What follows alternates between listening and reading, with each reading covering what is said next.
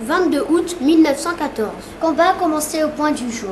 Toute la journée, je me bats. Je suis blessé très légèrement. Une première fois, une balle traverse mon sac, placé devant moi, me blesse à la main, perce mon manteau et m'érafle la poitrine. Je prends cette balle que je montre à un camarade.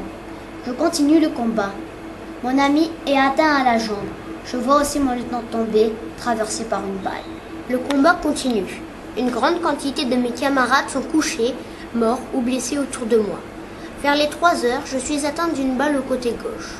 Je ressens une grande douleur, comme si l'on me brisait les os. Les balles continuent à pleuvoir autour de moi. Je risque d'être de nouveau atteint. Je fais donc tout mon possible pour me traîner dans un trou.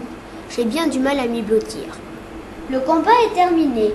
Tous mes camarades ont battu en retraite. Et nous, les blessés, nous restons abandonnés, sans soin, mourant de soif. Quelle affreuse nuit! À chaque bruit que fait un blessé, la fusillade reprend. Au beau milieu de la nuit, la mitrailleuse balaye le terrain. Les balles me passent par-dessus la tête, mais elles ne peuvent pas m'atteindre dans mon trou. La soif me torture de plus en plus. La nuit s'avance. Comme je souffre. Je pense à mes parents, surtout à ma mère, et je ne suis pas le seul, car j'entends les blessés et les mourants appeler leur maman. Enfin, la nuit s'achève. Soudain, j'entends le pas des chevaux. Je distingue 2 cavaliers allemands. Ils sont à 400 mètres. Plusieurs blessés les appellent et leur demandent à boire. Je n'ose pas bouger de mon trou.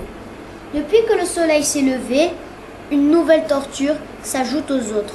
Les mouches, attirées par l'odeur du sang, s'acharnent sur moi. Vers 2 heures de l'après-midi, j'entends un bruit près de moi. Je vois un homme qui se traîne. Je veux lever la tête, mais je suis trop faible. C'est un blessé qui se traîne pour chercher à boire dans le bidon des morts, car il meurt de soif. Je le reconnais, c'est un ami de la 11e compagnie. Je suis bien content d'avoir un compagnon depuis si longtemps que je suis seul. Au bout de plusieurs heures, mon ami voit plusieurs personnes. Il les appelle de toutes ses forces. Ce sont des jeunes filles de la Croix-Rouge et 2 infirmières emportent mon camarade.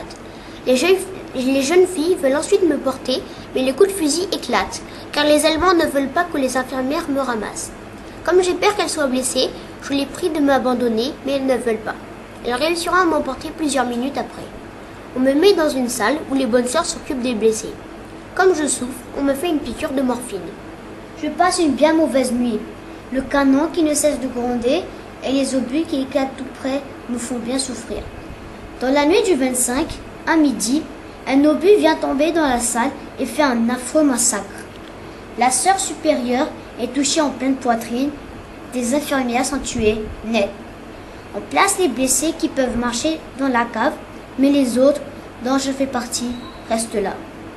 Les obus continuent de tomber. Tous mes camarades souffrent beaucoup. La fumée nous asphyxie. Et puis on apprend que tout le bâtiment a pris feu et c'est un véritable sauve-qui-peut. Je reste abandonné. Cela dure des longues minutes. Je rentre pour me sauver, mais la douleur est si grande. Enfin, plusieurs hommes et soldats arrivent. On me sort du feu, mais c'est tout le village qui est en flammes.